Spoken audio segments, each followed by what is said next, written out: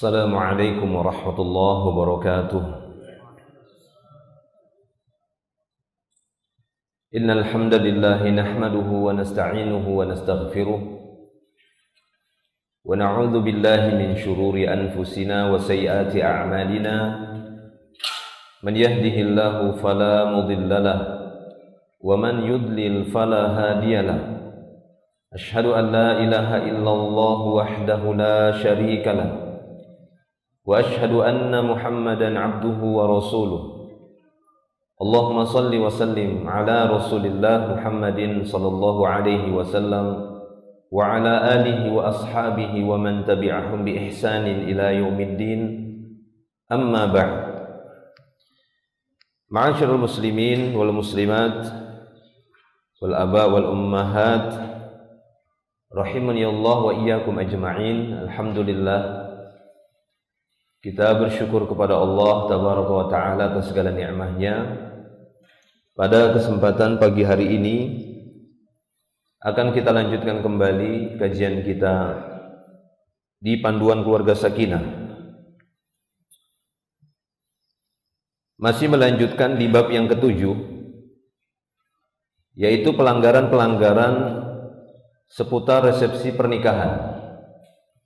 Di bab yang ketujuh akan membahas tentang pelanggaran-pelanggaran seputar pernikahan yang wajib bagi setiap muslim dan muslimah untuk menghindarkan acara resepsi pernikahan dari pelanggaran-pelanggaran tersebut. Sebagian sudah kita bacakan, sudah kita sebutkan.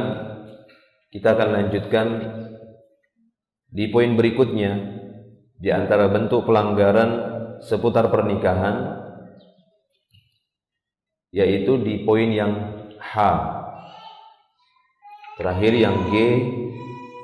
Di antara bentuk pelanggaran seputar pernikahan adalah mempercayai adanya hari baik ataupun hari sial dalam menentukan waktu resepsi pernikahan, dalam menentukan waktu ataupun hari pernikahan. Itu sudah kita bahas, yang tidak lepas dari kesyirikan ketika berusaha mencari hari yang lebih tepat untuk melakukan resepsi pernikahan.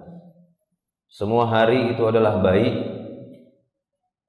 dan bagi setiap muslim dan muslimah meyakini takdir Allah, dan itu salah satu dari 6 rukun iman yang wajib kita imani, untuk mina bil qadari khairihi wa syarrihi. Kata beliau sallallahu alaihi wasallam, wajib engkau mengimani takdir Allah yang baik ataupun yang buruk. Walaupun secara manusiawi pasti semua minta agar ditakdirkan yang baik-baik saja. Namun Allah Ta'ala menguji hamba-hambanya yang beriman. Allah ingin mengetahui siapa mereka yang benar-benar bersabar. Maka untuk menguji kesabaran, maka mereka dipertemukan atau ditakdirkan dengan sesuatu yang tidak mereka sukai. Nah, maka dari itu tidak perlu kita bersuudzon dengan hari-hari tertentu di dalam melaksanakan resepsi pernikahan ataupun menentukan hari pernikahan. Yang H berikutnya,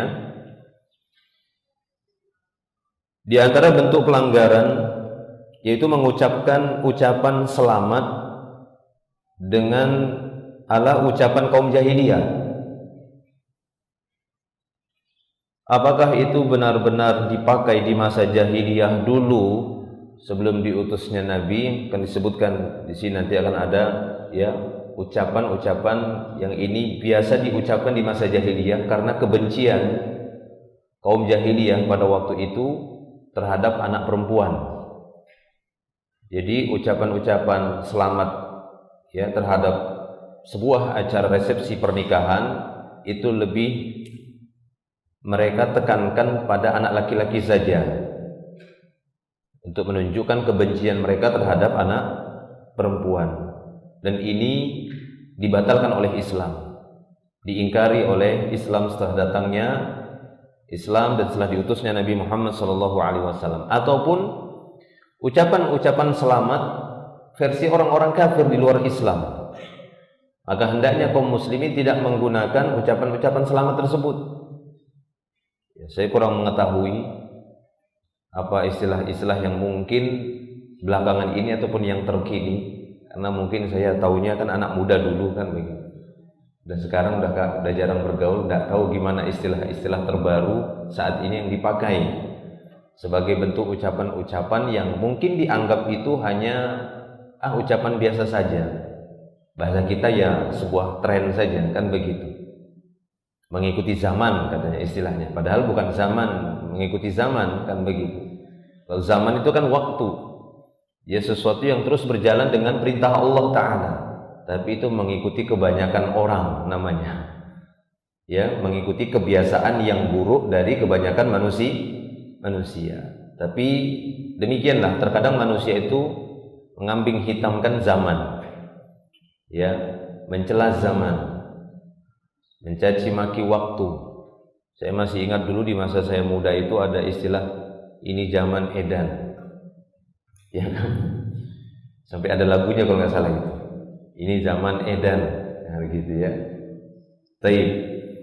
Nah, ucapan-ucapan seperti itu harus hati-hati. Kita jangan terburu-buru mengekor kalimat-kalimat yang tersebar, yang itu banyak diucapkan oleh manusia sebagai kebiasaan, tapi kita tidak mengukurnya dengan ilmu, sehingga kita pun terbawa dengan keburukan manusia.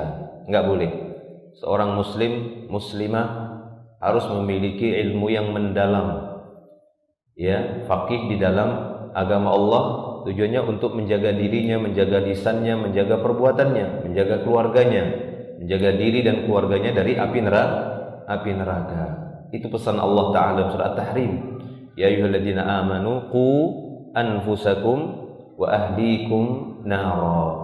Wahai orang beriman, jaga diri kalian dan keluarga kalian dari jalan-jalan menuju neraka. Karena neraka itu nanti di yaumil akhir, bukan di dunia yang dimaksud oleh Allah. Berarti wasilah-wasilah yang menuju neraka di akhirat nanti itu yang perlu kita cegah ketika kita masih di dunia. Kita cegah diri kita cegah keluarga kita, terutama ucapan-ucapan selamat yang tersebar di tengah-tengah manusia dari ucapan ketika menghadiri resepsi pernikahan. Nah, kita bacakan di sini. Kaum jahiliyah senantiasa menggunakan kata-kata seperti ini. Ya, birraffa wal banin. Ya, birraffa wal banin. Yang maknanya kurang lebih semoga rukun dan dianugerahi banyak anak laki-laki. Ya. Hal ini karena orang-orang jahiliyah tidak menyukai anak perempuan. Kata beliau di sini catatan kaki, lihat kitab Tuhfatul Maulud fi Ahkamil Maulud. Jadi itu diantara ucapan ahlul jahiliyah. Ya, birrafa wal banin. Maksudnya semoga menjadi rumah tangga yang rukun dan dikaruniai banyak anak laki-laki saja. Ya, ini seakan-akan mereka sangat membenci dan mengharamkan anak perempuan, dan itu kebiasaan jahiliyah. Ya, sehingga ketika Islam datang, mungkin masih banyak di antara kaum muslimin saat menghadiri ataupun mendapati di antara kaum muslimin yang melangsungkan akad pernikahan, resepsi pernikahan, ada yang mengucapkan itu karena mereka anggap itu suatu hal yang biasa yang mereka pernah dapati di masa jahiliyah. Ya. Baik. Maka hal itu tidak boleh diucapkan, ataupun apa yang kita sebutkan tadi, kata-kata selamat, kalimat-kalimat ungkapan, ya, ungkapan selamat yang tersebar mungkin di tengah-tengah manusia yang itu dianggap biasa, padahal diukur dari sudut pandang Islam itu mengandung makna yang berbahaya, kecuali tidak mengandung makna yang yang mudarat ataupun tidak mengandung makna-makna yang munkar, maka silahkan saja mengucapkan kalimat-kalimat tersebut ketika maknanya tidak mengandung makna yang munkar. Ketika mengucapkan selamat kepada kedua mempelai, ucapan demikian dilarang dalam agama Islam. Dari Al Hasan Aqil bin Abi Thalib radhiyallahu anhu, menikah dengan seorang wanita dari Bani Jusham. Para tamu pun pada waktu itu hadir, lalu mengucapkan selamat dengan ucapan ala jahiliyah, birrafa wal banin, kata mereka, birrafa wal banin. Maka Aqil pun waktu itu melarang mereka. Justru dia menasihati orang-orang yang mendoakannya, jangan kalian mengucapkan yang demikian, karena Rasulullah sallallahu alaihi wasallam melarang ucapan yang demikian. Para tamu pun bertanya, lantas apa yang harus kami ucapkan wahai Abu Yazid? Itu kunyahnya Aqil. Maka Aqil pun menjawab, ucapkanlah barakallahu lakum wa baraka alaikum. Nah, sekurang-kurangnya demikian. Memintakan doa, memintakan keberkahan ataupun mendoakan keberkahan untuk mempelai ataupun kedua mempelai dengan ucapan barakallahu lakum wa baraka alaikum. Semoga Allah memberikan kepada kalian keberkahan dan melimpahkan kepada kalian keberkahan. Nah, ini sebaik-baik doa.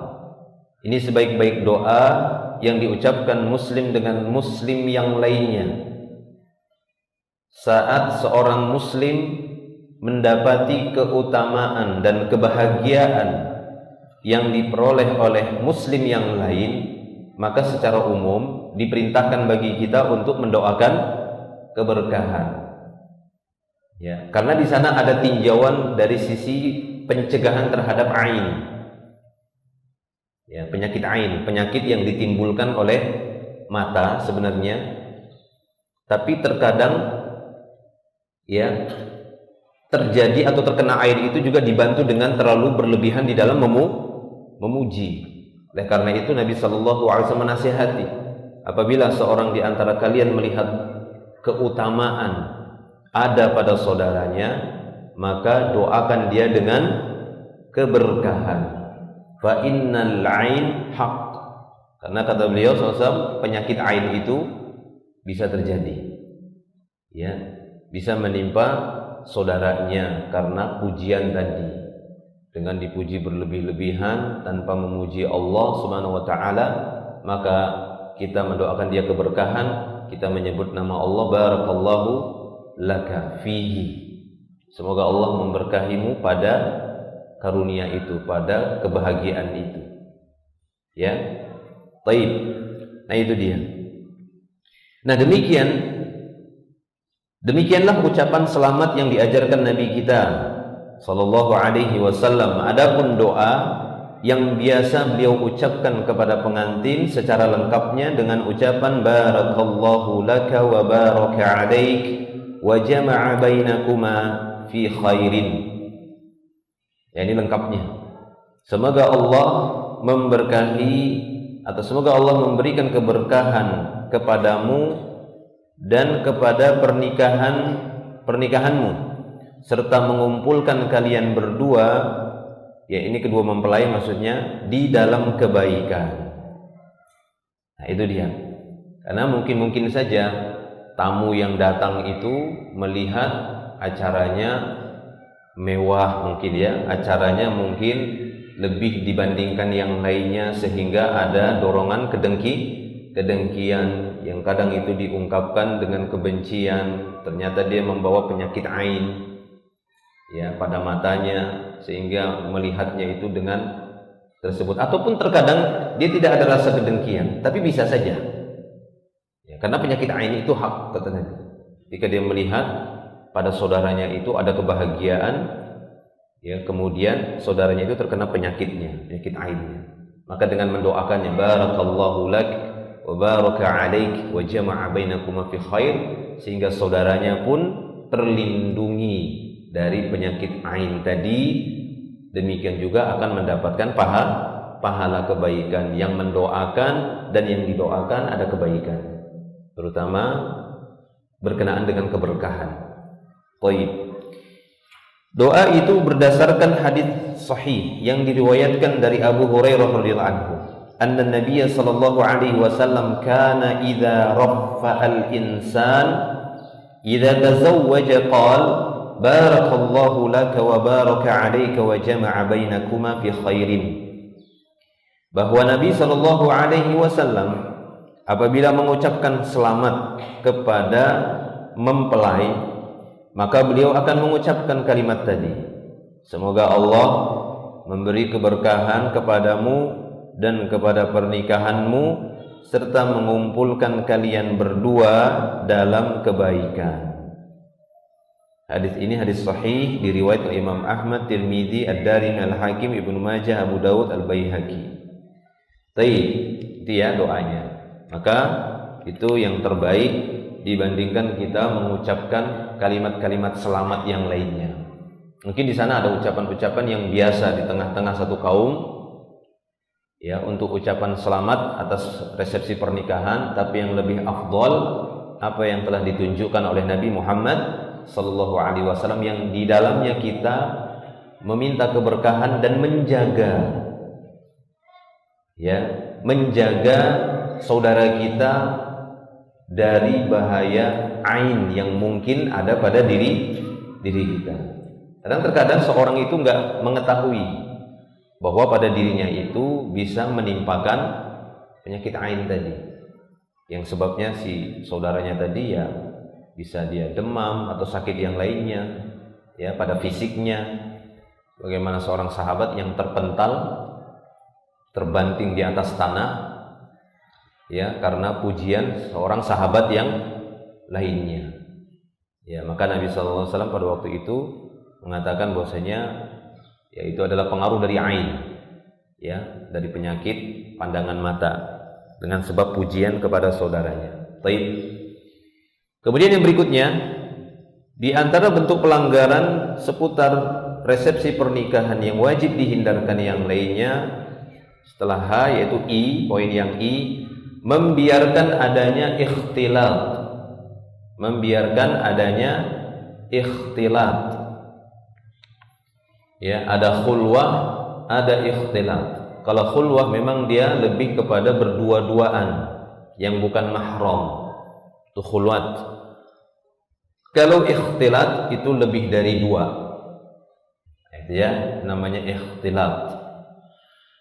Nah, tujuan terlarangnya ikhtilat ini di dalam Islam, ya, karena Islam itu di dalamnya ketika datang memiliki maksud, ya, maqasid syariah, ada tujuan-tujuan syariat ketika menentukan sebuah syariat, seperti terlarangnya ikhtilat.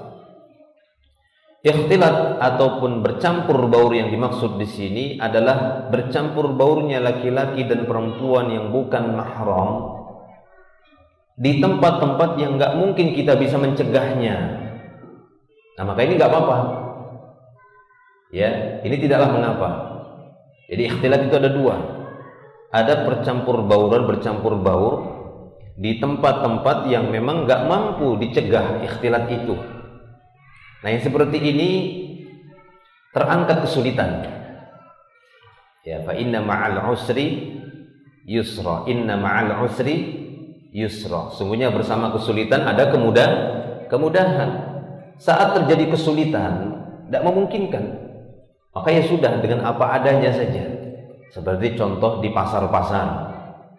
Nah, ini kan sulit bagi kita untuk memisah pasar laki-laki, pasar perempuan. Itu sulit sekali. Ya, karena terkadang ada kebutuhan-kebutuhan yang memang itu perempuan yang tahu, tapi yang jualan laki-laki. Ya, ada kebutuhan-kebutuhan itu hanya laki-laki yang tahu, tapi yang jualan perempuan. Masa kita marahi? Harusnya yang jualan laki-laki dong. Nggak bisa. Bapak mau beli aja, kata gitu. Nggak mau beli sana aja. Jadi ini satu hal yang sulit, masyaqqah. Ya, sesuatu yang dalam Islam masyaqqah itu akan terangkat. Jadi ada keringanan, sehingga ikhtilat-ikhtilat yang seperti ini itu sulit untuk dihindari. Tapi ada ikhtilat di sana yang memang bisa dihindari. Apabila dibiarkan, maka bersalahlah orang yang membiarkannya ataupun yang berwenang dalam hal itu, ya, orang yang membuat tempat tadi. Ya, seperti mungkin dia punya perusahaan, karena itu perusahaan dia punya usaha, itu usaha dia.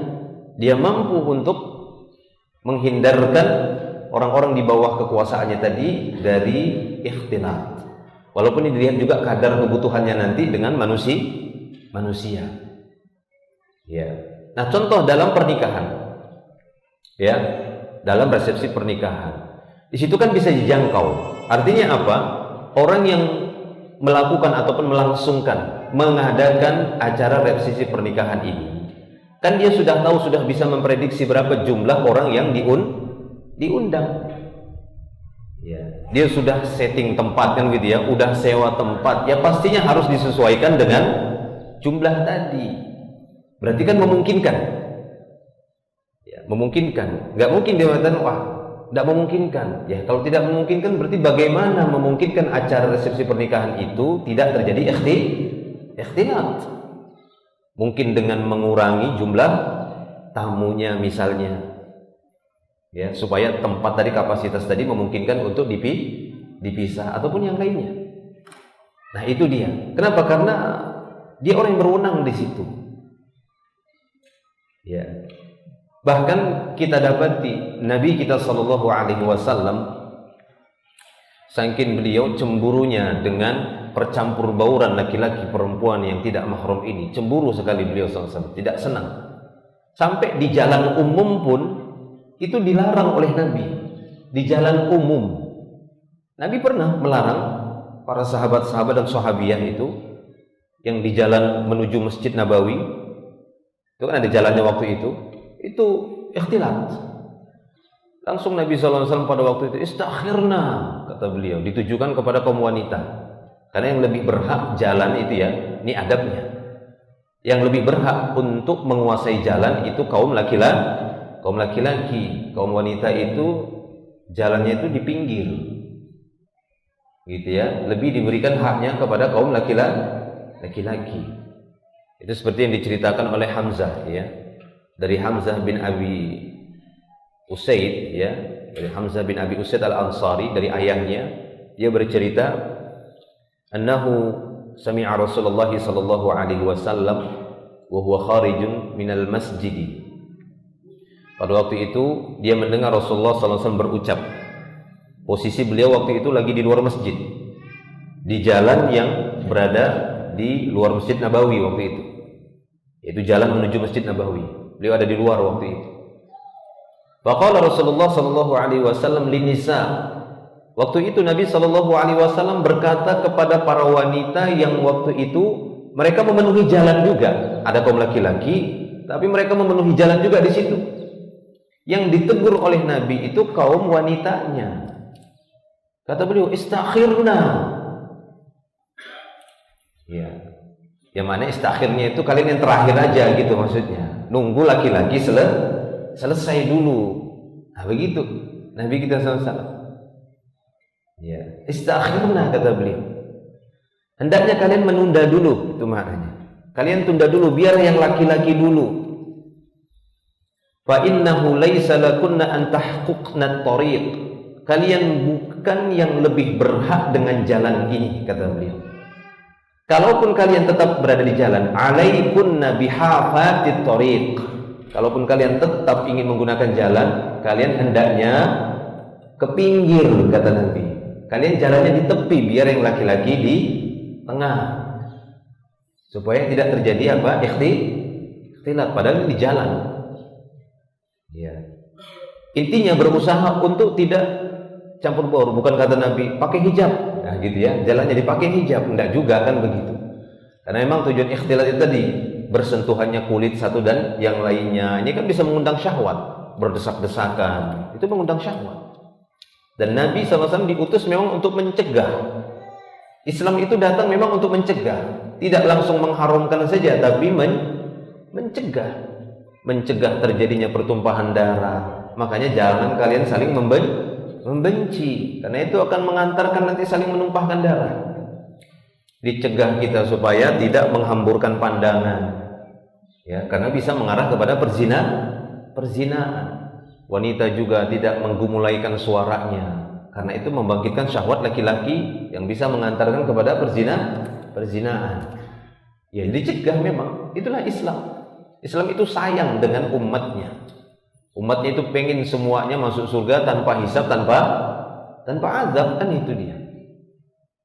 Gak perlu dihisab lagi. Kenapa? Karena udah diampuni dan minim dosanya. Bukan gak ada dosa gitu ya, tapi minim dosanya. Ya, sehingga mudah masuk surganya. Nah itu dia. Taib. Maka pada waktu itu kata sahabat yang meriwayatkan hadis, para wanita setelah dikatakan Nabi istakhirna, pada minggir semuanya. Sampai-sampai katanya, fakanatil mar'atu taltasiqu bil jidari hatta inna thawbaha la yata'allaqu bil jidari aw bi syai'in minal jidari ya min lusuqiha bihi. Sampai-sampai waktu itu ada seorang wanita saking nempelnya dia ke pinggir, sampai-sampai pakaiannya itu nyangkut di pagar rumah orang kan. Saking dia mepetnya ke pinggir. Takutnya wanita dulu itu ya ketika sudah dilarang oleh Nabi SAW untuk ikhtilat. Ya, jadi diusahakan. Nah kalau di acara resepsi pernikahan itu memungkinkan untuk dipakaikan, ditambah lagi, tidak hanya dipisah. Ya walaupun dipisah itu sebenarnya sudah mencukupi, tapi lebih afdol lagi digunakan penghalang untuk menjaga pandangan. Itu lebih afdol lagi. Karena biasanya orang yang mendatangi resepsi pernikahan itu berdandan. Nah, itu dia. Sehingga lebih afdol lagi apabila diletakkan pembatas, tujuannya untuk menjaga pandangan. Ya, bahkan hukum isti'dzan. Tahu isti'dzan ya? Minta izin ke tempat-tempat tertentu yang bukan wilayah kita, bukan ruangan kita, bukan tempat kita.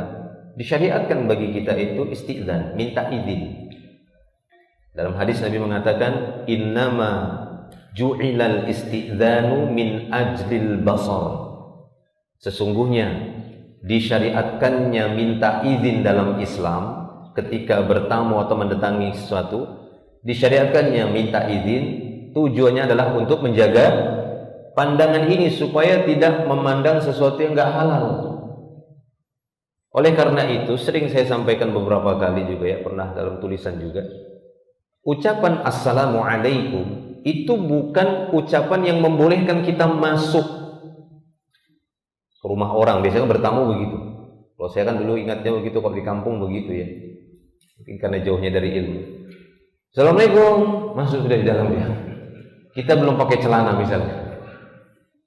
Kan tidak boleh. Mungkin karena saking akrabnya dengan tetangga. Tapi itu nggak boleh. Kata Nabi SAW, innama ju'ilal isti'dzan min ajlil basar.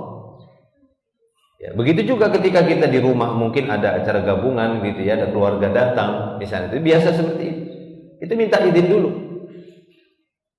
ya, jangan nyelonong masuk seperti itu, ketuk dulu. Bisa masuk. Kalau Nabi biasanya mengajarkan apa? A'adkhul, itu kalimat dari Nabi, katakanlah a'adkhul. Kalau bahasa kita, bolehkah saya masuk? Tok tok tok tok. Assalamualaikum, boleh masuk? Tunggu. Tunggu. Jangan Assalamualaikum, masuk. Wah, katanya berteriakan di dalam itu. Banyak kejadian seperti itu. Ya, kenapa? Nggak paham tentang masalah isti'dzan. Nah, demikian juga ikhtilat ini dilarang oleh Nabi karena pada waktu itu fakhtalatur rijalu ma'an nisa fit thariq. Tadi hadis tadi Hamzah bin Abi Usaid tadi ya. Terjadi ikhtilat antara laki-laki dan perempuan di jalan menuju Masjid Nabawi. Ya. Cuma kalau sekarang memang karena jumlahnya sudah nggak bisa terbendung, itu sudah sulit. Nah, gitu ya. Jadi keadaan itu bisa memang merubah hukum. Ya, keadaan itu bisa merubah hukum. Loh kok bisa begitu? Ya tidak usah bingung ya. Di masa Nabi juga sudah ada. Tahu baronis ya, burnus. Itu jenis pakaian yang biasa dipakai oleh pendeta di zaman dulu. Burnus, baronis. Seperti pakaian jubah kayak mantel, pakai pendeta. Kemudian ada tutup kayak kuncung. Nah, itu udah ada dari dulu. Itu pakaian pendeta aslinya. Nasrani khususnya. Ya. Tapi itu sudah biasa di zaman Nabi, jadi nggak dilarang Nabi lagi. Nabi nggak pernah mengatakan itu tasyabuh lagi. Kenapa? Karena sudah nggak bisa, keadaan nggak bisa dibendung, dominan. Orang-orang Islam juga sering pakai itu, sehingga Nabi nggak mengatakan lagi itu tasyabuh, boleh pakai itu. Itu di zaman Nabi. Makanya Nabi mengatakan, siapa saja yang berihram jangan memakai sarawil, amaim, baronis, kata Nabi. Itu dia. Siapa saja yang laki-laki yang ihram jangan pakai celana apapun jangan dipakai, tapi pakai 2 kain ihram. Nggak boleh pakai amaim, jenis-jenis imamah nggak boleh, baronis. Itu baronis tadi, burnus, ya, mantel yang biasa dipakai ahlu kitab. Ya, itu untuk menunjukkan bahwasanya itu dulu udah biasa. Ya, hal itu sudah biasa. Sehingga kadang keadaan itu bisa merubah hukum. Keadaan itu bisa merubah hukum. Sampai hukum tasyabuh pun jadi hilang. Kenapa? Karena nggak bisa terbendung lagi. Ya, nggak bisa dibendung, nggak bisa diiklankan lagi. Udah semua pakai seperti itu. Ya, karena kan tasyabuh itu bukan dilihat dari sisi terbuka aurat atau tidak, bukan. Tapi menghindar dari ciri-ciri khusus orang kafir. Karena pakai mantel itu kan ketutup juga aurat, gitu ya, ketutup itu. Ya gitu ya, tutup kepala gitu. Cuma itu dulu awalnya sebagai ciri khas pendeta, pakaian khusus pendeta. Tapi karena udah tren, gitu ya. Jadi dulu juga sudah ada pakaian yang tren. Ada pakaian yang tren gitu, tersebar. Jadi gak usah bingung kalau saat ini. Yang paling penting kita punya pegangan hukum Islam, sehingga bisa mengukur nih boleh atau tidak pakaian itu. Wadah jelas? Nah, demikian juga masalah ikhtilat ini. Ikhtilat itu tujuannya kan untuk menjaga kaum muslimin agar tidak masuk pada wasilah-wasilah zina. Apa wasilah zina tadi? Pandangan, ya kan? Sentuhan kulit, suara yang terlalu dekat dengan lawan jenis. Nah, kan itu dia. Ya, saling bersentuhan, berdesak-desakan. Nah, ini kan bahaya. Tersentuh ataupun terpegang bagian-bagian yang sensitif. Nauzubillah. Nah, itu dia. Nah, oleh karena itu tadi kita sebutkan bahwa memang ikhtilat adalah memisah. Tapi kalau pemisahan di acara resepsi pernikahan itu masih bisa melihat satu dan yang lainnya, ini belum sempurna. Karena ini pasti lebih mengundang syahwat. Apalagi biasanya orang yang hadir di resepsi pernikahan itu biasanya berdandan, terutama para pemudi-pemudi, sehingga menjadi lahan lirik-lirikan pemuda-pemudi. Sana laki-laki, si perempuan, memang sana laki-laki, tapi masih bisa lirik-lirikan, kan begitu. Ya kan, masih bisa lirik-lirikan. Baik. Nah, itu yang paling utama. Ketika kita membuat resepsi pernikahan, tidak hanya sebatas dipisah, tapi juga pandangan dijaga dengan diberikan pembatas pandangan. Ya, pembatas pandangan. Bahkan kalau bisa memang untuk wanita tersendiri, karena nanti akan kita bahas ya hal-hal yang dibolehkan seperti adanya hiburan berupa nyanyian dan alat musik, itu boleh, tapi ada yang tidak boleh. Itu dibolehkan di pernikahan. Ya. Nah, yang hal-hal yang seperti ini kan pastinya nanti akan menimbulkan pandangan yang tidak baik jika itu terlihat oleh kaum laki-laki. Baik. Nah, ini kita bacakan dulu. Ikhtilat adalah berbaurnya laki-laki dan wanita sehingga terjadi pandang memandang. Nah, itu dia sebenarnya. Tujuan ikhtilat ini, larangan ikhtilat untuk menjaga pandangan. Jadi ikhtilat adalah berbaurnya laki-laki dan wanita sehingga terjadi pandang memandang, sentuh menyentuh, jabatan tangan antar lawan jenis. Nah, ini dia. 3 hal itu tadi yang paling berbahaya sebagai sarana sarana yang bisa mengantarkan kepada perbuatan zina, yaitu saling memandang, apalagi saling bersentuhan, saling berdesakan, bahkan sampai berjabatan tangan. Padahal laki-laki dan wanita diperintahkan untuk menundukkan pandangan. Hal ini berdasarkan firman Allah Subhanahu wa taala. Ya sulit kalau misalnya nggak ada sitar, nggak ada pembatas. Nggak bisa kita mengamalkan ini, sulit sekali untuk menundukkan pandangan. Ya, kan masak makan begini terus. Ya, begitu ya. Enggak bebas gitu ya. Memandang temannya, ngobrol sama teman laki-lakinya, ke sana ada wanitanya, kan begitu. Berdandan berhias lagi, kan begitu ya. Wah, itu bahaya. Jelas itu sangat berbahaya dibandingkan dia melihatnya ketika baru bangun tidur, kan begitu. Melihat wanita yang enggak mahram saja ketika dia baru bangun tidur itu saja sudah dosa, kan begitu. Kalau kita liatin terus, apalagi dia saat berdandan. Itu pasti lebih mengundang syahwat lagi. Nah, Allah Subhanahu wa taala berfirman, "Qul lil mu'minina yaghuddu min absarihim wa yahfadhu furujahum. Dzalika azka lahum, innallaha khabirum bima yasna'un. Wa qul lil mu'minati yaghuddna min absarihin wa yahfadhna furujahun." Katakanlah kepada laki-laki yang beriman, hendaklah mereka menundukkan pandangannya, menahan pandangannya, dan memelihara kemaluannya atau kehormatannya. Yang demikian itu lebih suci bagi mereka. Ini untuk menjaga kesucian kaum muslimin di acara-acara mereka. Jangan sampai walimah yang bernilai ibadah ya akhirnya berubah menjadi maksiat. Ya, walimah itu ibadah karena diperintah di dalam Islam. Akan tapi berubah menjadi maksiat, menjadi ajang maksiat. Karena dicampur tadi dengan perbuatan-perbuatan maksiat, ikhtilat, belum lagi nanti joget-joget, kan begitu ya, ada biduan wanita, itu lebih parah lagi. Ini masih masalah ikhtilatnya saja. Ya, demikian juga katakanlah kepada para wanita-wanita beriman agar mereka menjaga pandangannya dan memelihara kehormatannya. Surat An-Nur ayat 30-31. Begitupun menyentuh dan berjabat tangan dengan wanita yang bukan mahram, hukumnya haram dalam syariat Islam. Sebagaimana sabda Rasulullah SAW, "Inni la usafihun nisa, innama qawli limi'ati imra'atin ka qawli li imra'atin wahidah." Sesungguhnya aku tidak menjabat tangan wanita, karena dulu biasanya beliau kalau membaiat akan jabatan tangan. Ya, kalau membaiat jabatan tangan. Tapi ketika membaiat para wanita, maka beliau tidak menjabat tangan para wanita. Maka beliau mengatakan, "Inilah usafihun nisa." Aku tidak menyentuh ataupun berjabatan tangan dengan para wanita. Ucapanku untuk 100 wanita ya sama halnya dengan ucapanku kepada seorang wanita.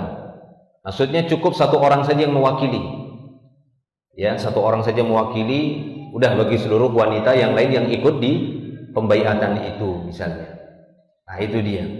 Jadi sehingga nggak perlu berjabatan tangan, cukup mereka menyatakan pembaiatannya saja, bahwasanya mereka benar-benar beriman kepada Nabi dan setia kepada Nabi Muhammad Sallallahu Alaihi Wasallam. Udah cukup kata Nabi.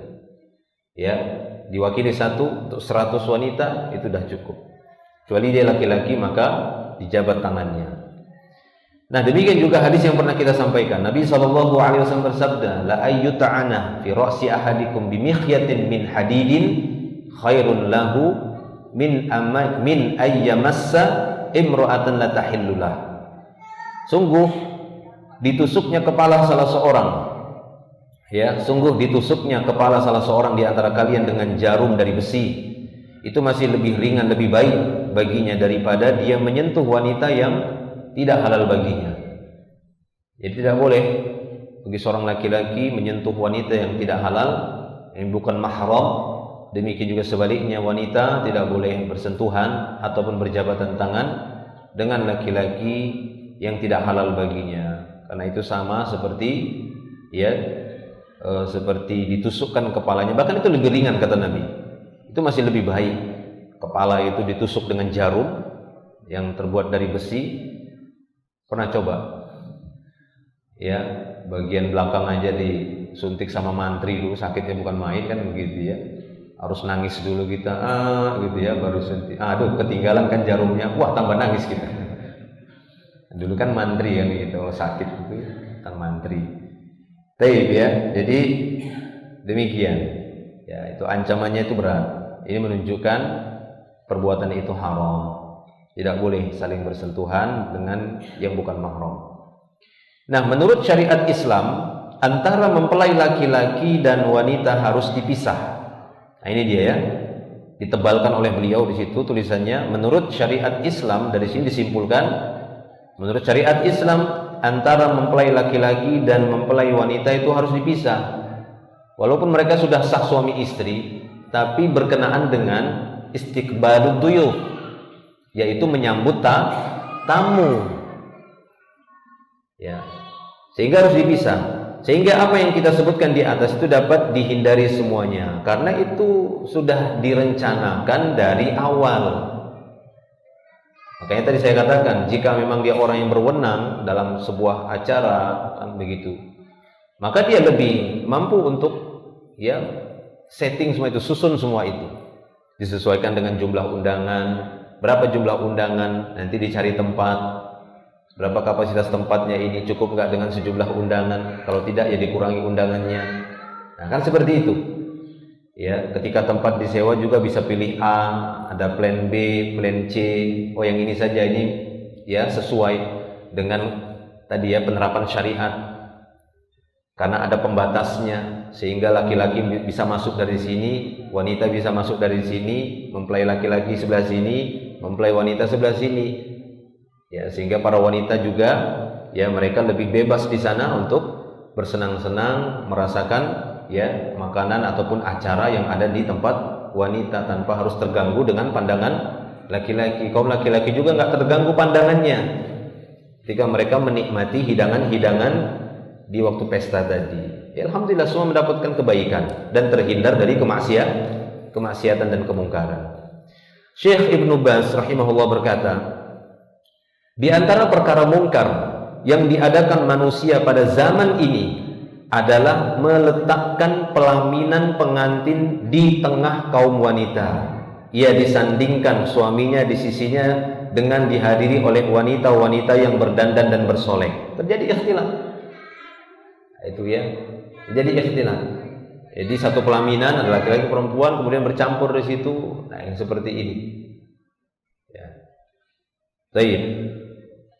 Nah, jadi kata beliau disandingkan suaminya di sisinya dengan dihadiri oleh wanita-wanita yang berdandan dan bersolek.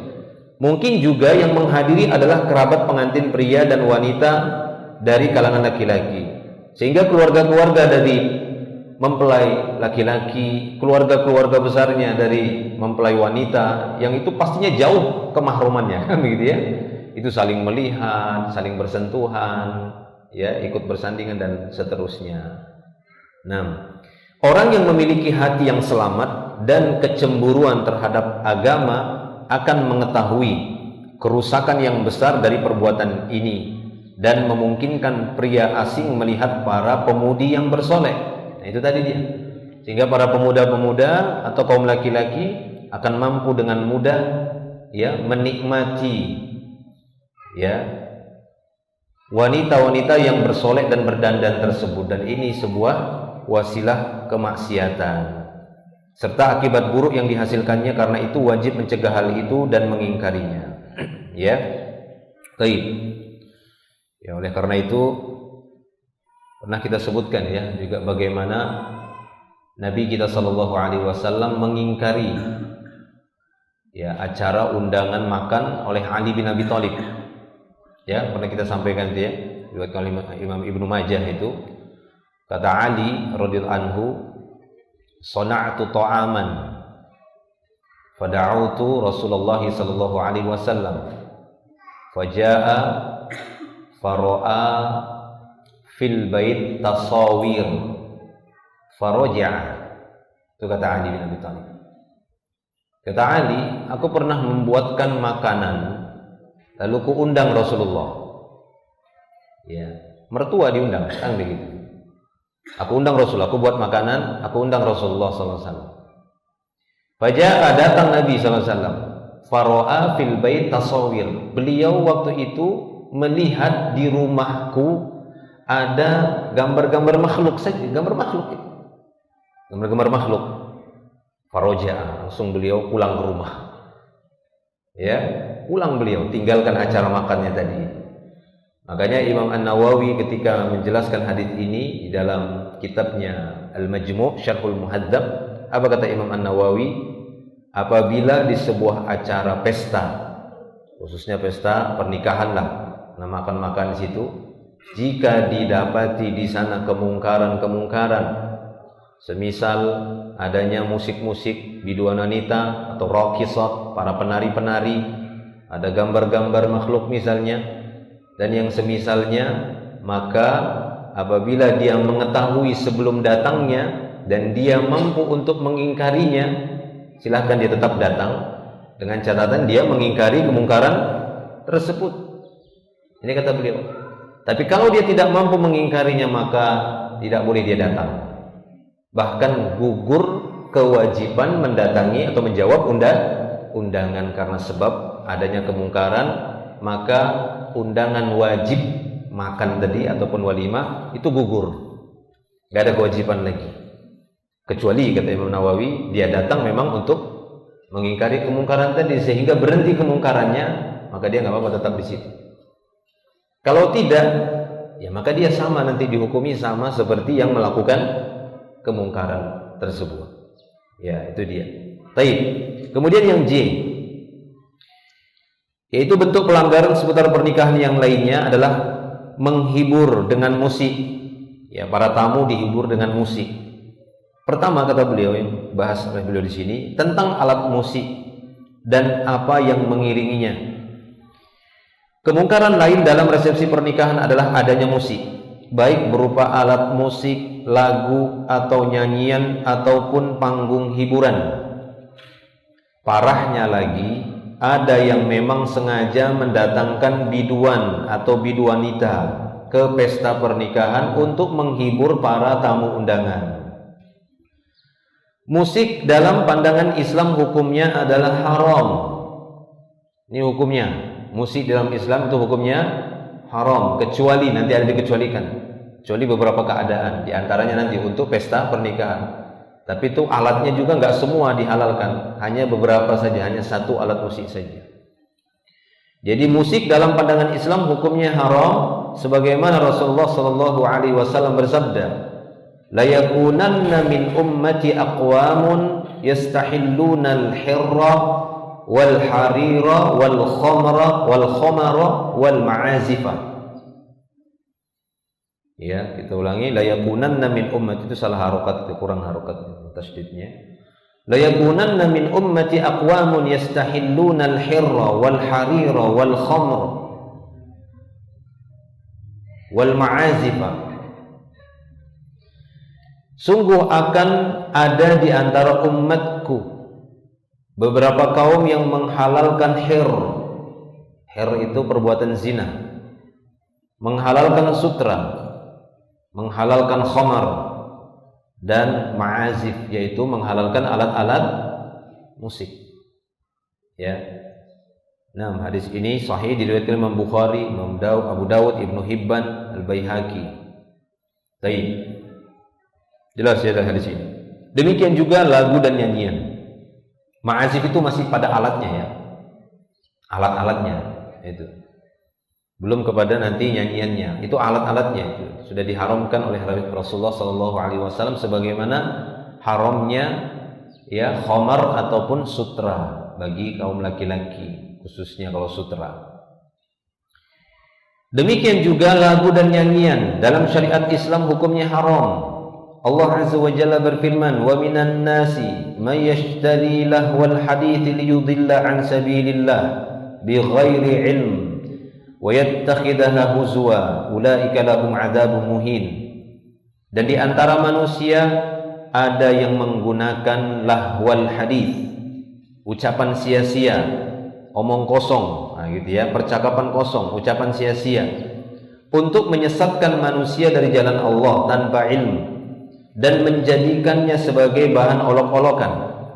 Mereka itu akan memperoleh siksaan yang menghinakan, azab yang menghinakan. Nah, kata beliau di sini, ayat yang mulia tersebut ditafsirkan oleh para sahabat, tabi'in, dan ulama ahli tafsir dengan rincian sebagai berikut. Di antaranya Abdullah bin Abbas, ya, radhiyallahu anhuma, dia berkata, ayat ini turun terkait masalah nyanyian dan sejenisnya, termasuk syair-syair.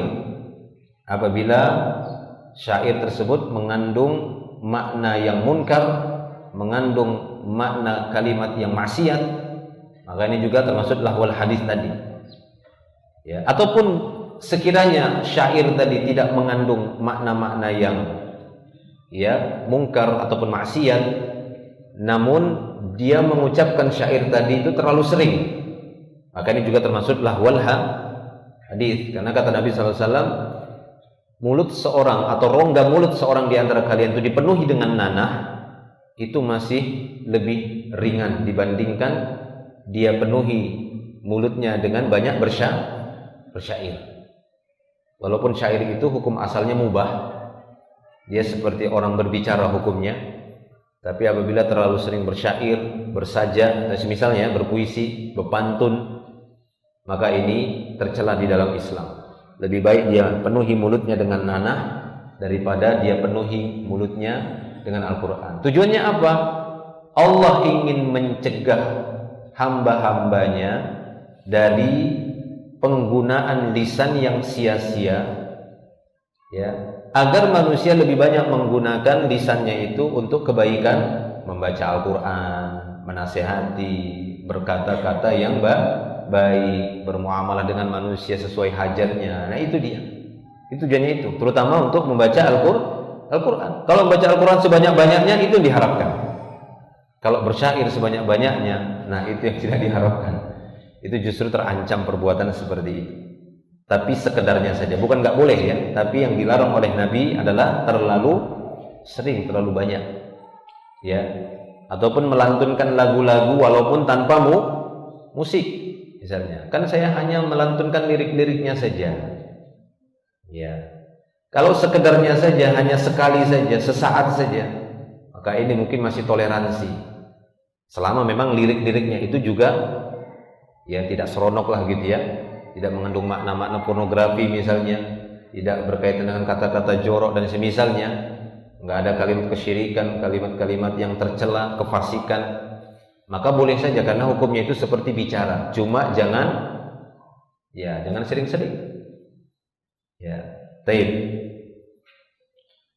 Nah, jadi Abdullah bin Abbas berkata, ayat ini turun berkaitan dengan masalah nyanyian dan sejenisnya. Ibnu Mas'ud juga demikian, radhiyallahu an, mengatakan maksud perkataan lahwal hadis, perkataan sia-sia ataupun ucapan kosong, yaitu lagu dan nyanyian. Itu yang dimaksud lahwal hadis.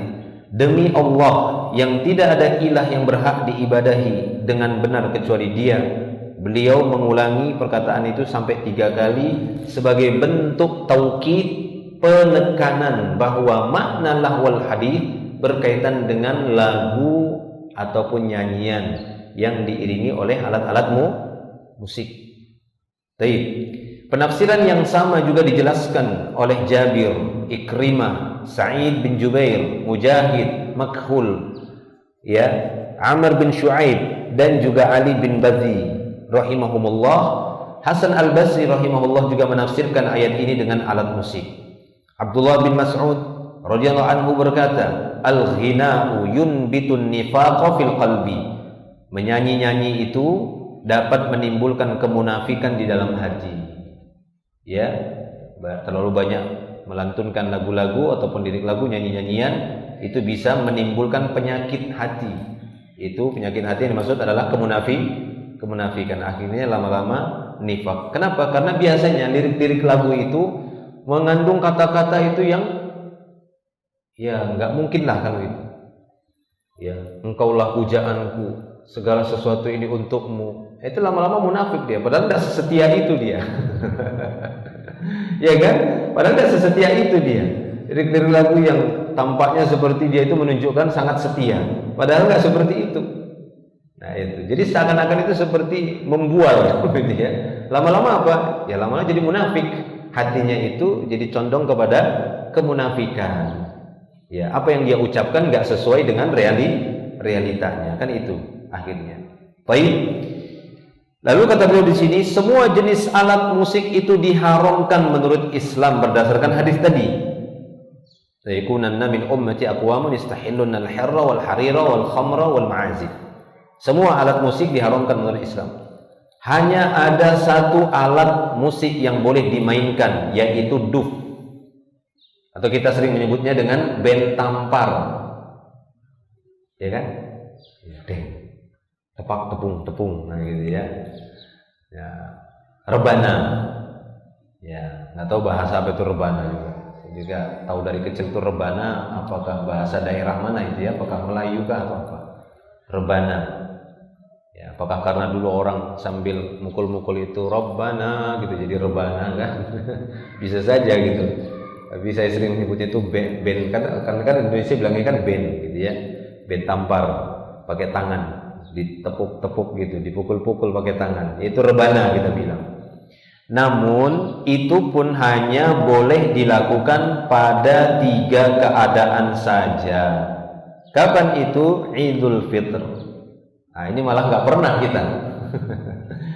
Justru di waktu-waktu yang sangat dianjurkan itu nggak pernah dikerjakan. Begitu memang.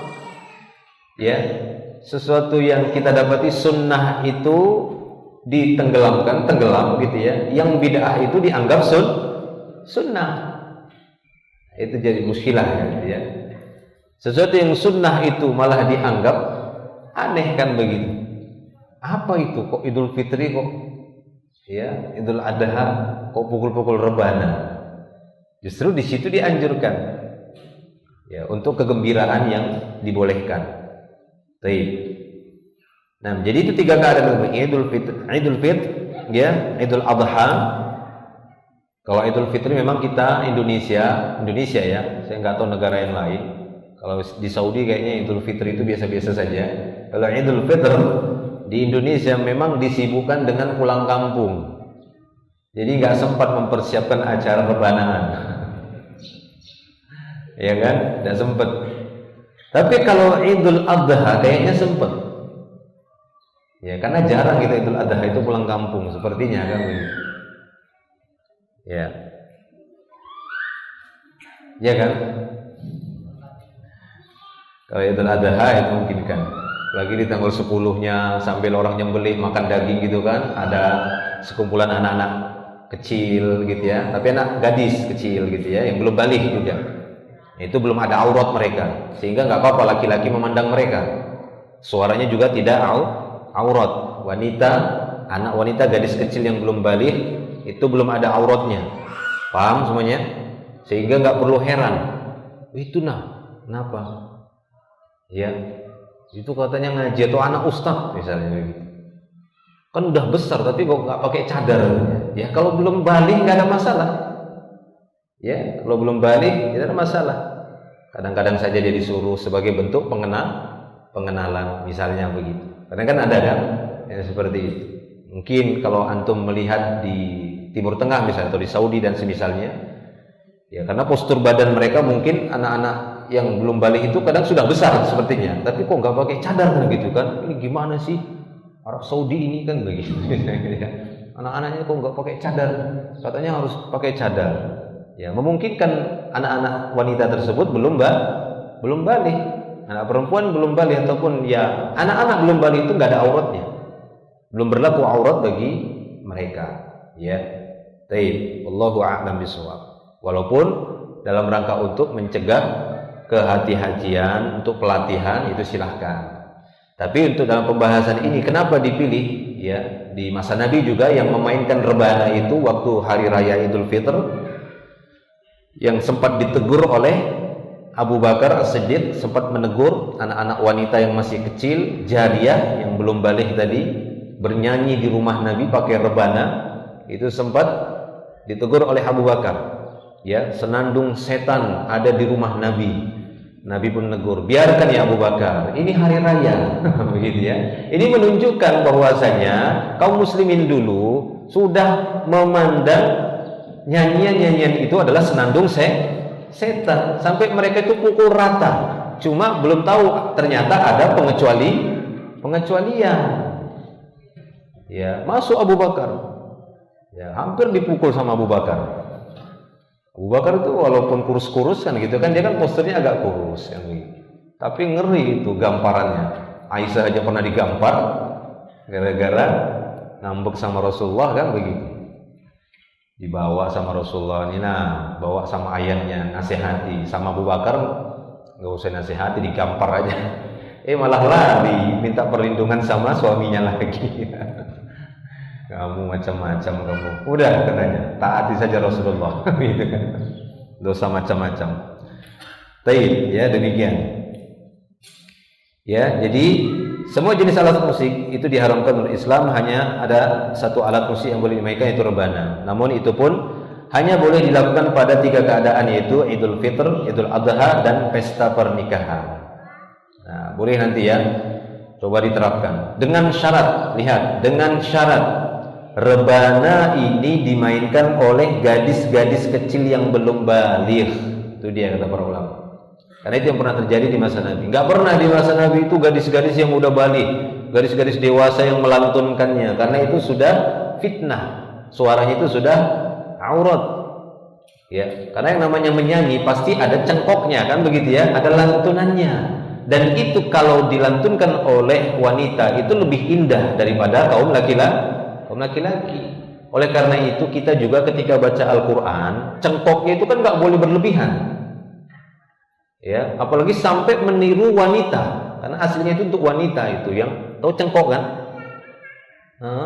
Ya gitunya itu. Tidak boleh itu berlebihan. Baca Quran juga nggak boleh sebenarnya itu. Ya, terlalu berlebihan. Sekedar seadanya saja. Tanpa harus ya diliuk-liukkan mulutnya, gitu ya. Itu kan tidak boleh. Baca Al-Quran itu nggak boleh seperti itu. Itu termasuk pelanggaran yang berat jika baca Al-Quran seperti itu. Ya, bahasa kita tuh kalaupun mau cengkok kan begitu ya, itu sewajarnya saja. Ya, sewajarnya saja, sebagaimana sudah dicontohkan para ahli qiraah yang benar, yang bersanad khususnya. Nah itu ya, wajar aja, sewajarnya saja, nggak perlu terlalu ini. Karena itu nanti jadi nyanyi. Memang Al-Quran itu disukai dinyanyikan, tapi bukan seperti nyanyian yang dipahami oleh manusia, bukan. Nyanyian yang dimaksud itu sesuai dengan apa yang diwariskan oleh para salaf terdahulu. Nyanyian oleh Rasulullah, nyanyian Quran Rasulullah, para sahabatnya, yang itu sudah diriwayatkan secara bersanad. Ya, ada dari para ulama-ulama kita mengajarin itu. Jadi ikutin itu. Taib. 6. Jadi pada hari pernikahan dianjurkan untuk menabuh rebana. Hal ini memiliki 2 faedah, yaitu publikasi pernikahan dan menghibur kedua mempelai serta tamu undangan. Yang demikian berdasarkan hadis Muhammad bin Hatib rahimahullah, bahwa Rasulullah SAW bersabda, "Faslu ma bainal halal wal harami ad-duffu was-sautu fin nikahi." Pembeda antara perkara halal dan haram adalah dengan ad-duff, ya, yaitu ditabuhnya rebana, dan as-saut fin nikah, suara-suara di dalam acara nikah. Maksudnya itu nyanyian. Ini pembedanya sama perbuatan zina. Itu bedanya. Zina kan nggak ada seperti itu. Kecuali setelah zina tobat kan gitu ya, kan biasanya gitu. Terus dinikahkan, nah baru acara pesta mereka. Ya, tapi kalau yang aslinya untuk membedakan itu dengan zina, yaitu publikasi tadi bahwasanya ini halal, yang menunjukkan mereka ini halal, sudah halal. Dengan cara apa? Itu tadi, lantunan, suara-suara nyanyian yang diiringi dengan duf, ya, pukulan rebana. Dan tabuhan rebana dan nyanyian ini dimainkan oleh gadis-gadis kecil. Baik, jelas ya? Nah, demikian. Allahu a'lam. Nah, demikian juga apabila acara resepsi pernikahan tersebut, mungkin hari ini sulitlah didapati ada anak-anak yang bisa memainkan rebana sambil melantunkan nyanyian lagu-lagu, lirik lagu. Mungkin sulit. Maka boleh dengan menggunakan alat-alat kekinian, maksudnya alat rekaman kekinian yang direkam. Ya, mungkin ada rekaman-rekaman, tapi ingat, ya, betul-betul di rekaman tersebut yang menyanyikan atau yang memainkan dufnya itu adalah sama seperti yang diinginkan oleh syar'i tadi, yaitu anak-anak wanita yang masih kecil yang belum baligh, ya, dengan sebatas alat musik rebana. Karena banyak saya dapati beberapa kali acara resepsi pernikahan yang islami, bahkan ya mohon maaf, ya, penyelenggaranya juga sudah ya sudah pernah ngaji-ngaji lah. Tapi ketika dilantunkan ya MP3 atau apa begitu ya, dengan rekaman tadi yang nyanyi itu laki-laki. Kemudian terdengar jelas itu pakai alat musik yang bukan rebana. Karena rebana kan jelas pukulannya kan, bong, kedebak, kedebuk kan begitu dia. Tapi ini enggak, kayak suara organ, piano, ada suara gitar, ada suara ininya. Nah, itu termasuk keharuman juga. Ya, apalagi suara laki-laki kadang gitu ya, pernah juga suara wanita juga itu. Nah, ini kan curiga, ini kok kayak suara wanita dewasa. Maka pastikan bahwa itu suara yang direkam tadi adalah suara anak-anak wanita yang masih kecil. Ada lagi yang lebih, saya katakan lebih tidak pas, ya, bisa mengandung maksiat juga ini, pelecehan. Diputarkan murotal di acara resepsi pernikahan, diputarkan murotal. Ini nggak pantas, nggak layak, karena manusia disibukkan ya dengan aktivitas bercanda, ngobrol, makan, lalu diputarkan murotal.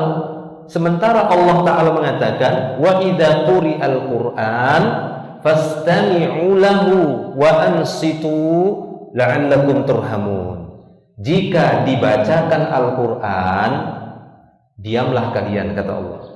Ya, dan dengarkan dan diam supaya kalian mendapatkan rahmat. Yang namanya resepsi pernikahan bukan acara majelis Quran. Ya. Kenapa para ulama mengingkari murotal itu dipasang di menara-menara masjid? Ya. Kenapa itu sebuah kesalahan? Karena mereka memperdengarkan bacaan Al-Quran pada orang-orang yang gak siap untuk mendengar. Mereka beraktivitas, ada nyuci piring, kan begitu kan? Ada yang lagi makan, ada yang lagi ini, lagi itu diputarkan. Nah, ini yang salah yang mutar, yang meraskan bacaan itu. Karena akan terjadi pelanggaran terhadap ayat tadi. Sementara Allah mengatakan dengarkan dan diam. Tiba-tiba menara masjid misalnya memperdengarkan bacaan Al-Quran, tiba-tiba kata ayat, diam.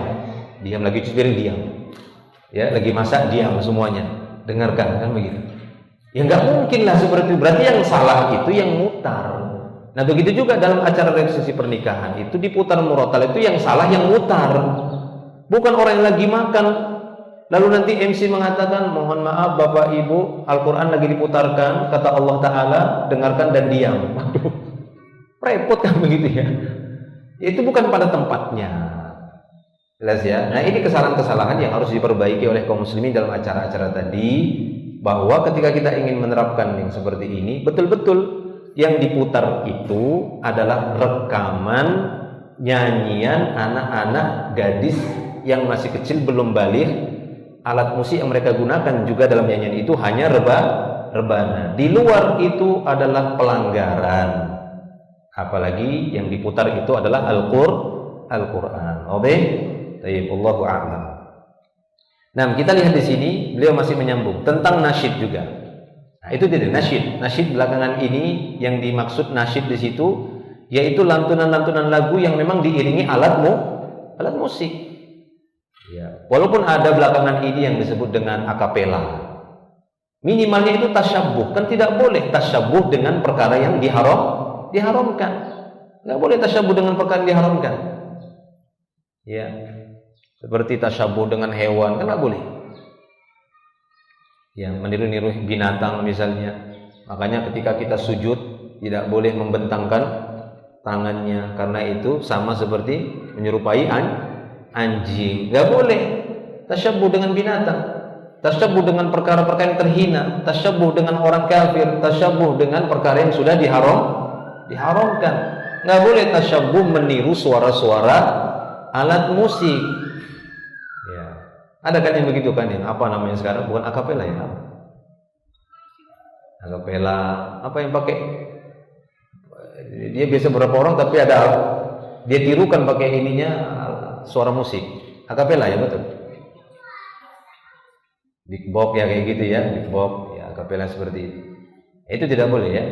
Jadi tasyabuh dengan alat-alat musik, meniru-niru suara alat musik itu tidak boleh. Baik, kata beliau sini tentang nasyid. Di antara kemungkaran dalam pesta pernikahan adalah dipanggilnya tim nasyid guna memeriahkan jalannya pesta pernikahan. Ya, kadang sih ada timnya dipanggil, tim nasyid gitu. Tapi bukan anak-anak, bukan anak-anak gadis yang masih kecil belum balik, anak gadis yang udah balik. Kadang mamak-mamak lagi. Ya, mamak kemudian suaranya pals lagi kan.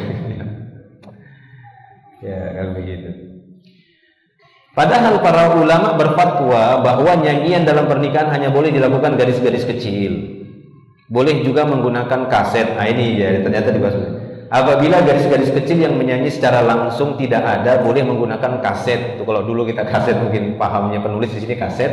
Sekarang ya alat-alat rekaman seperti MP3 gitu ya, ataupun ya yang lainnya lah kan begitu. Alat-alat sekarang HP yang bisa langsung dikonektingkan dengan speaker kan begitu, pakai Bluetooth. Nah sudah gitu. Baik. Sudah bukan rahasia lagi bahwa nasyid yang dinyanyikan oleh para pemuda itu dimainkan dengan alat-alat musik atau mereka menggunakan akapela, ya, setahu saya akapela sebagai ganti alat musik, yakni dengan menggunakan mulut mereka. Padahal alat-alat musik hukumnya haram. Nah, alat-alat musik itu hukumnya haram. Nggak boleh meniru-niru sesuatu yang sudah diharamkan. Ya. Mengenai akapela, maka patutkah seorang muslim mengucapkan hal-hal yang tidak bermanfaat, yaitu dengan meniru suara gendang. Nah ini nggak pas, meniru suara bass, meniru suara alat-alat musik lainnya, bahkan karena terlalu asyiknya hingga mereka menggoyang-goyangkan badan dan kaki mereka. Innalillahi wa inna ilaihi raji'un. Apalagi kalau itu laki-laki, ya laki-laki. Karena sebenarnya nyanyian itu lebih identik kepada kaum wanita, makanya dibolehkan itu wanita, itu pun yang masih kecil. Karena itu kalau laki-laki penyanyi itu lama-lama itu kayak wanita. Perhatiinlah, ya walaupun dia dengan istilah katanya lagunya itu lagu rock gitu ya, yang kelihatan laki bener kan begitu ya. Oh ini laki bener, tapi lama-lama mirip kayak wanita. Apa buktinya? Tambah panjang rambutnya. Ya tidak, tambah panjang rambutnya. Ya lama-lama mirip kayak wanita. Jadi ya nyanyi itu sebenarnya untuk perempuan. Itu pun terbatas perempuan yang masih kecil, yang belum baligh. Taib. Para ulama senantiasa berpesan agar menjauhi nasyid dan mengakrabkan diri dengan membaca ayat-ayat Al-Quran. Syekh Muhammad bin Shalih Al-Utsaimin rahimahullah ditanya, bolehkah laki-laki melantunkan nasyid Islami? Bagaimana jika diiringi dengan rebana, dan bolehkah dilantunkan selain pada waktu hari Id dan pernikahan? Maka Syekh menjawab, Bismillahirrahmanirrahim, nasyid-nasyid Islami adalah perkara bid'ah yang diada-adakan oleh orang-orang sufi sebenarnya, yang banyak mengadakan itu, yang banyak memalingkan manusia dari Al-Quran dan hadis.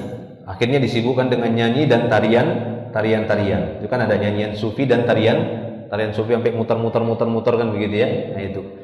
Terkecuali di tempat-tempat jihad yang dimaksudkan untuk membangkitkan keperwiraan dan semangat jihad fisabilillah. Nah, untuk para tentara, terlebih lagi saat mau berangkat, itu untuk menghilangkan rasa takut, itu tidak apa-apa, nyanyi-nyanyi. Ya, nyanyi sambil tepuk-tepuk gitu kan, nyanyilah kan gitu ya, kan biasa. Bahkan untuk zaman sekarang ini ada yel-yel untuk para tentara, itu ya suatu hal yang wajar, karena tujuan mereka itu adalah membangkitkan heroiknya mereka, supaya rasa takut itu menurun, ya. Apalagi mereka tahu akan berhadapan dengan musuh yang sewaktu-waktu bisa membunuh mereka. Peluru itu bisa saja tiba-tiba nyasar langsung kena kepala. Jadi supaya hilang rasa takutnya, mereka nyanyi. Ya, mereka nyanyi. Begitulah dulu para sahabat dalam perjalanan menuju peperangan, mereka banyak bersyair. Ya, dan itu dibiarkan oleh Nabi SAW. Kenapa demikian? Karena itu dibutuhkan.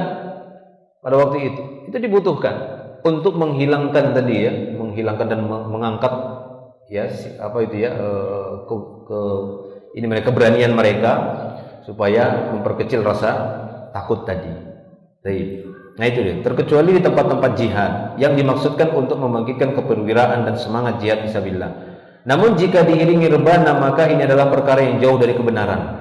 Jadi bukan diiringi rebana, tapi dengan nyanyian-nyanyian saja bagi para tentara misalnya ataupun mujahid. Dengan demikian, nasyid yang dibawakan para pemuda, baik dengan alat-alat musik yang mereka mainkan maupun dengan mulut yang menirukan suara alat-alat musik atau yang dikenal dengan akapela, termasuk kemungkaran dalam pesta yang harus dihindari. Semoga Allah memberikan taufik pada para pemuda agar senang membaca dan mendengarkan Al-Quran dan Sunnah Nabi. Syekh Saleh bin Fauzan Al-Fauzan hafizahullah pernah ditanya mengenai hukum nasyid. Beliau ditanya banyak ulasan serta komentar mengenai nasyid Islami. Sementara di sana ada yang memfatwakan bolehnya dan ada pula yang mengatakan sebagai pengganti kaset-kaset lagu. Lalu apa pendapat Syekh tentang hal ini? Syekh lalu menjawab, penyebutan nama Islami ini sama sekali nggak benar. Jangan semua nanti dikit-dikit dikasih nama Islami kan begitu ya. Sesuatu yang haram nanti dibuat Islami, ya gitu ya. Nanti ya semua Islami bahaya, nanti ada judi Islami kan. Ya, baik. Nah, maka itu tadi jawaban Syekh. Penyebutan nama Islami ini sama sekali tidak benar. Itu penamaan yang baru. Di seluruh kitab para salaf ataupun pernyataan para ulama tidak ada istilah nasyid Islami ini, enggak ada istilah nasyid Islami. Yang ada ialah orang-orang sufi menciptakan lagu-lagu yang dianggap sebagai agama yang disebut dengan as-samma. Karena zaman sekarang banyak golongan, partai dan jamaah, maka setiap golongan itu memiliki nasyid sendiri-sendiri. Untuk menjaga kelangsungannya mereka memberi istilah nasyid Islami. Penamaan ini tidak benar, hingga tidak boleh mengambil nasyid-nasyid itu, tidak boleh memasarkannya kepada manusia. Kesimpulannya, nasyid pada hari pernikahan itu boleh selama isinya tidak keluar atau menyimpang dari etika Islam. Juga dengan syarat nasyid tersebut hanya boleh dinyanyikan oleh gadis-gadis kecil dengan menggunakan duf ataupun rebana saja, baik secara langsung maupun dengan rekaman ataupun dengan kaset ataupun rekaman. Dan tidak boleh dibawakan oleh laki-laki dewasa. Ini dia tadi, bukan laki-laki dewasa yang bawakan, baik itu asli ataupun rekaman. Apalagi jika dengan iringan alat musik, baik secara langsung maupun dengan kaset rekaman. Ya, walaupun ini kan rekaman aja, nggak apa-apa, sama aja. Ya nanti kalau rekaman itu boleh hanya gara-gara dia rekaman, kan yang haram itu kalau asli. Ya nanti tayangan pornografi juga, ya kan begitu kan, boleh kalau dia rekaman. Kalau yang begitu, karena yang diharamkan tayangan pornografi kalau asli. Misalnya begitu kan kaidahnya. Ya, bahwasanya yang diharamkan perkara haram itu kalau asli saja. Enggak. Ya. Ketika asli ataukah dia rekaman dan memang itu menimbulkan keharaman, ya haram. Ya, itu haram juga. Ketika alat musik tadi itu haram dimainkan secara asli, langsung live misalnya begitu, maka rekamannya juga tidak boleh, sama saja itu. Nanti kalau kita katakan boleh itu tadi, kita bisa beralasan bagaimana dengan tayangan pornografi. Ya, karena memang ada sebagian orang yang menamakan mereka itu masih muslim juga, kata mereka bahwasanya tayangan pornografi itu boleh. Ya, karena itu rekaman. Yang nggak boleh itu kalau kita menontonnya atau menyaksikannya orang yang asli, ya digebukin lah Anda. Nontonnya asli kan begitu. Ya ini kan cuma alasan-alasan saja untuk meloloskan hawa nafsu. Ya nggak bisa seperti itu. Baik, jelas ya. Nah, pelanggaran lain yang semisal diantaranya ialah membuat panggung hiburan seperti dangdut, wayang, ketoprak, nah ini yang biasa gambus, marawis dan sejenisnya yang tak selayaknya dilakukan kaum muslimin. Ingat, nggak selayaknya dilakukan oleh kaum muslimin. Kita bukan ingin mendiskreditkan adat gitu ya. Kadang kan ada sebagian tuduhan itu, wah kok Islam kok nggak menerima adat istiadat. Ya, Islam tidak menerima yang di dalamnya dinyatakan sebagai kemungkaran. Ya, jadi selama itu kemungkaran maka tidak diterima oleh Islam dan tidak layak bagi orang-orang Islam. Taib, dimanapun itu, bukan hanya orang Indonesia, dimanapun dia berada, yaitu di belahan dunia manapun, maka itu terlarang bagi kaum muslimin. Sungguh hal itu termasuk menyia-nyiakan waktu serta membuang-buang harta ataupun tabdzir untuk sesuatu yang hakikat perbuatan maksiat. Contoh pelanggaran berikutnya yaitu menggelar pesta joget muda-mudi yang jelas-jelas tanpa dapat dipungkiri lagi akan merusak generasi muda Islam. Nauzubillah ya. Ada kadang acara pernikahan itu nanti acara muda-mudinya. Saya ingat dulu waktu pas masih muda itu, nanti acara muda-mudi nanti ini acara orang tua gitu ya. Acara orang tua itu biasanya kan malam itu sampai jam 10 atau jam 11. Di atas jam 11 orang tua disuruh pulang. Ini acara muda-mudi. Acara pestanya tadi itu sambil joget-joget pakai lekton gitu ya. Kayak lekton itu disewa gitu ya, dibayar. Nauzubillah, itu kemungkaran. Sampai malam hari yang ujung-ujungnya nanti ada yang berkelahi, ya kan? Senggol sambil joget berkelahi, saling membunuh, saling tikam, saling membacok kan gitu ya. Ada yang minum khamar di situ. Bahkan ada yang tergiring malam itu kepada perbuatan zina. Nauzubillah, dan banyak kemungkaran yang lainnya yang itu banyak terjadi. Hendaknya manusia sadar atas ini, kaum muslimin sadar akan kemungkaran ini dan berusaha meninggalkannya. Baik, wallahu a'lam. Kita lanjutkan K. Udah jam 11. Ya. Terus kita selesaikan kah ini? Kita sekedar bacakan sajalah ya. Meninggalkan sholat wajib. K. Meninggalkan sholat wajib. Termasuk kemungkaran dalam acara pernikahan adalah kedua mempelai beserta keluarga meninggalkan sholat wajib yang 5 waktu. Amat disayangkan banyak muslim yang sengaja meninggalkan sholat wajib ketika sedang melakukan resepsi pernikahan. Padahal apapun keadaannya, seorang muslim tetap diwajibkan mengerjakan sholat yang 5 waktu.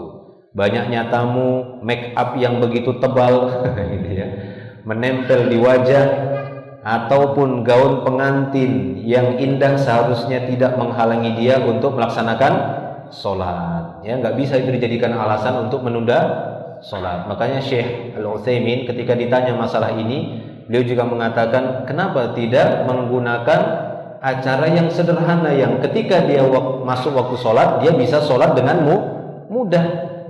Ya, kenapa menyusahkan sehingga menghalangi dia untuk sholat dengan makeup yang sangat tebal, secuantik-cuantiknya kan begitu.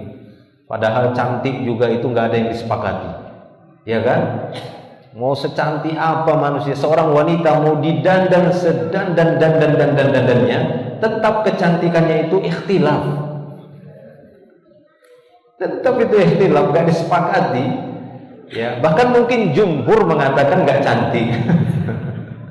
Terlalu tebal kan misalnya begitu. Ya, jadi nggak usah terlalu berlebihan. Sewajarnya saja yang nanti dia mudah gitu ya untuk wudhu, sholat kan begitu. Baru makeup sederhana lagi, ulangi lagi makeupnya dengan makeup yang sederhana. Apalagi laki-laki nggak perlu terlalu didandani, ya nggak perlu terlalu didandani. Apalagi kalau sudah menikah gitu. Siapa lagi yang mau kan begitu ya? Mau sudah ada pasangannya. Ya, taib. Allahu a'lam. 6. Menikah dan walimah bukanlah alasan yang membolehkan pengantin wanita meninggalkan sholat. Begitu pula pengantin pria. Dia tidak boleh meninggalkan sholat berjamaah karenanya. Meninggalkan sholat wajib yang 5 waktu termasuk dosa besar yang paling besar. Rasulullah SAW bersabda, Inna bainar rajuli wa bainal syirk wa bainal kufri tarkas sholat. Sesungguhnya batas antara seorang dengan kesyirikan dan kekufuran adalah meninggalkan sholat. Dari Buraidah al-Aslami radhiyallahu anhu, dia berkata, aku mendengar Rasulullah SAW bersabda, al-ahdu alladhi bainana wa bainahum as-salat faman tarakaha faqad kafara. Perjanjian antara kami dan mereka adalah salat. Barang siapa yang meninggalkannya maka dia telah kafir. Hendaklah seorang muslim memperhatikan kewajiban terhadap Rabb-nya pada hari yang paling istimewa baginya.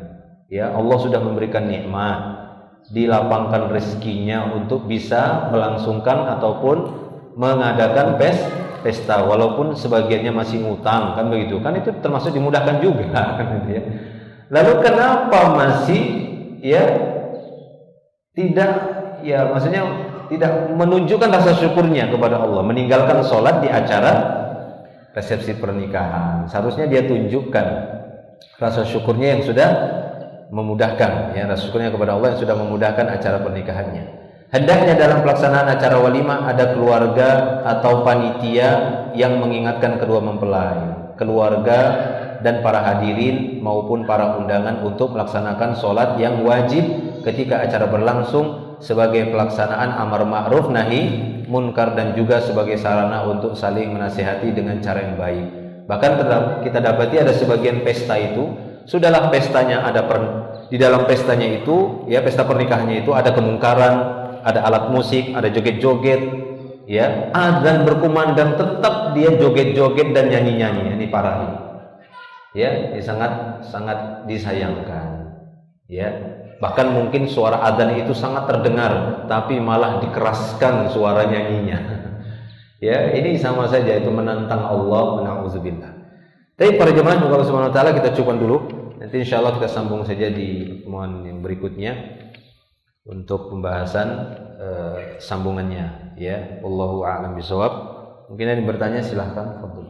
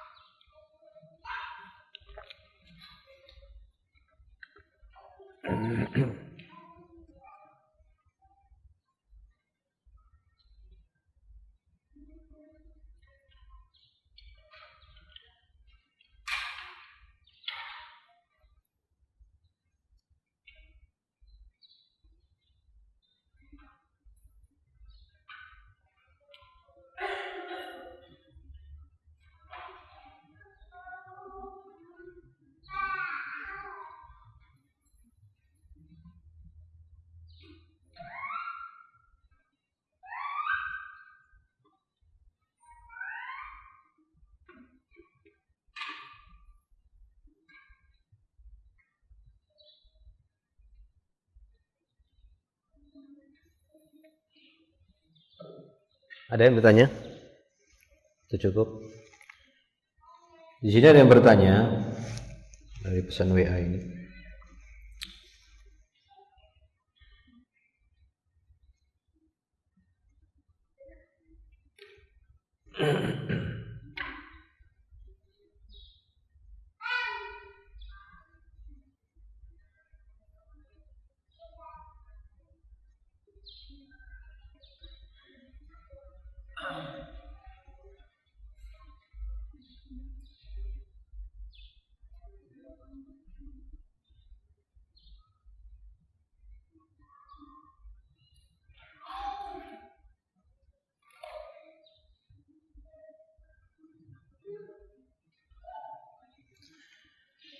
Ya, intinya di sini menanyakan tentang bahasan sebelumnya,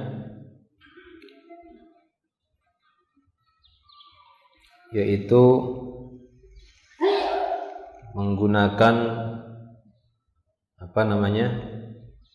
seorang yang menggunakan di matanya itu bukan di dalamnya, bukan itu. lensa soft lens. Soft cream. Ya, menggunakan soft lens. Ya, untuk di matanya itu termasuk perkara terlarang sebagaimana yang sudah difatwakan oleh para ulama, termasuk merubah-rubah ciptaan Allah Subhanahu wa taala jika tidak ada kebutuhan, ya. Jika tidak ada kebutuhan. Kalau sekiranya memang dari sisi kesehatan, dari tinjauan kesehatan, tujuannya adalah untuk memudahkan dia untuk memandang gitu ya, supaya ya untuk mengobati kerabunannya misalnya, maka itu tidak mengapa. Ya, itu sempat kita bahas juga pada pertemuan sebelumnya, itu tidak mengapa. Namun juga dengan catatan juga, usahakan agar sewarna dengan warna matanya itu, warna lensa matanya, kan begitu. Jadi jangan dia mengambil kesempatan dalam kesempitan supaya tambah cantik, sekaligus saja pakai soft lensnya itu yang biru gitu ya, padahal lens di matanya itu kan gitu ya, ininya itu warnanya misalnya hitam, dia pakai biru, dia pakai hijau. Nah, itu termasuk berhias lagi, berubah lagi. Ya, kalau memang kebutuhannya adalah untuk mengobati rabunnya, maka tetap samakan dengan warna yang ada pada matanya itu. Kan beda-beda ya warna mata itu. Ada yang Ya hitam, kita umumnya kan hitam gitu. Jangan sengaja dia pakai yang hijau biar kelihatan kayak kebule-bulean. Nanti ada yang laki-laki kepali-palian. Tapi wallahu a'lam bishawab. Ya, untuk kehati-hatian seperti itu. Samakan warnanya.